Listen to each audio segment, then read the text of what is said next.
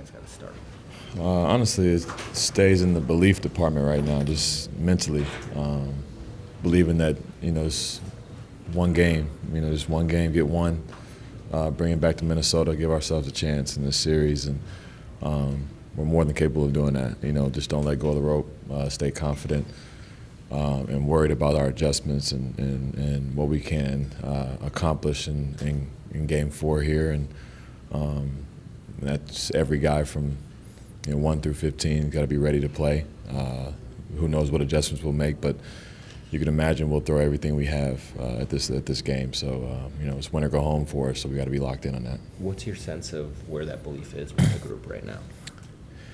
Honestly, I believe it's still there. I do.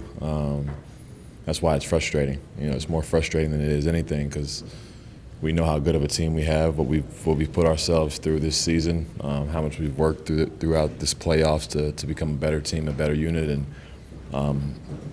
it's frustrating. You look up and you're down 0-3. But a lot of that has to do with what Dallas has done. A lot has had to do with things we can fix. But we believe we can fix a lot of that, and if we can just come out Game 4 and do that, we give ourselves a chance.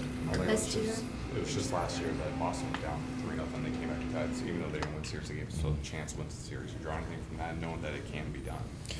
Of course, it's obviously you look at, they'll tell you the numbers, and it's they don't give you a great chance, but it's a unique situation in the sense that we feel like our team is built uniquely in a way that we can find a way to win 4 in a row. We can find a way to get ourselves in this, and a chance to win the series because we do have a lot of depth, a lot of talent, a lot of guys who have experience, and hopefully we give ourselves that chance. It's going to be tough, but we know that we believe in each other still. We haven't had a game where we've had everybody clicking yet, and we need that. We need that more than ever right now. When the shots are not been to the finals at this stage of your career, how does it feel to be so close but yet so far? Oh man, I have not slept. I can tell you that.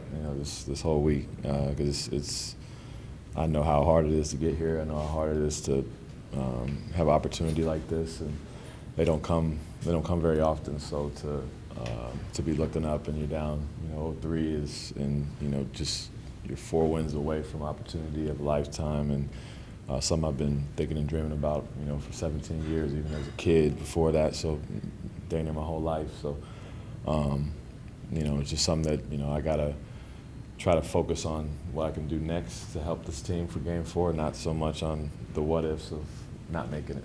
After beating Denver, much was said about inexperience, about Cat and Ant, and you've been in the league forever, for a long time. How do you feel about them? Are they ready for it? How do you feel about them? Yeah, Ant's young. He's 22. He's learning a lot about the game, learning a lot of it on the fly. Cat is he's been in the league a while, but still the playoffs are new to him in a way that he's had to adjust a lot of his game and understanding how to play winning basketball at this stage of the game. And all you can ask for them is to continue to work and get better. I think that's what they've done all playoffs long, and they'll continue to do that. When the shots aren't falling in the fourth quarter, there's a tendency, probably human nature, to try a little harder. Is that something you have to guard against? It can be. You press a little bit when you do have those moments where you getting good looks, you're just not making them, and the moment's getting bigger and bigger as the game goes on, and the score's getting closer and closer, and you just want to be able to help your team, and that's part of our deal is trying to balance that, how important each possession is, but man, have fun, be free, play your game in the process of it all.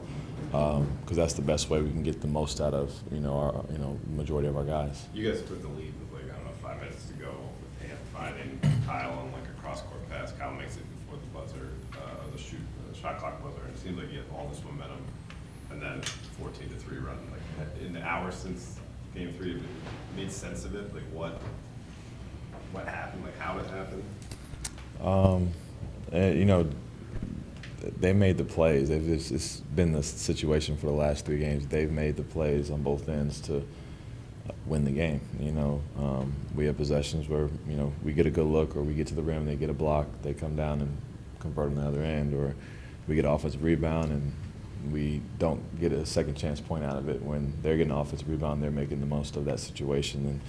And they've just done a really good job of that in the last 3-4 minutes of the game, and something that we know we have to do better if we're going to have a chance to win. Mike, earlier in the playoffs, you all had good success against KD and Brook. What makes it so different with what Kyrie and Luka are doing?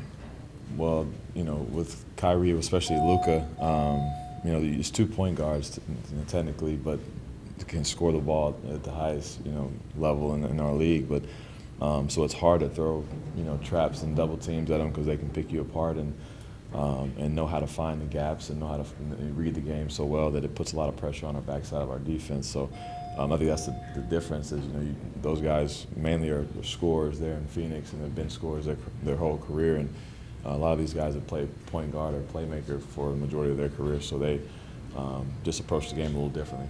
Do you notice when Luka is staring down the bench and kind of drawing at your guys' bench? And if so, do you guys take that personally? We do. We know it. And we always say, you know, the team that's winning, they have the right to talk. They do what they want, but everybody acts that way when they're winning and everything's good. So our job is to try to flip that and try to make it, you know, put a little more pressure on them and get back to what we do. Mike, Carl had a stretch in the third quarter. It looked like he was putting his head down, getting to the basket, being aggressive. Do you need more of that from him as opposed to kind of just a lot of the three-point shooting? Oh, yeah. You know, he's a force, and we need him to be active all around the rim. We need him to be active in the paint. We need him finishing, you know, over their bigs and through contact, because his game shouldn't be predicated on if he makes or misses threes. We have plenty of guys that can hold it down and knock down shots for that, you know, for our team on the outside if he's not making them. But him putting his head down, being aggressive, getting to the free throw line, you know, getting us in the penalty, like stuff that, you know, Dallas was in the penalty early. If we can get to those situations with him and our bigs being aggressive, I think it'll help us a lot. Awesome. Thanks, Mike. Thanks, Mike. Thank you.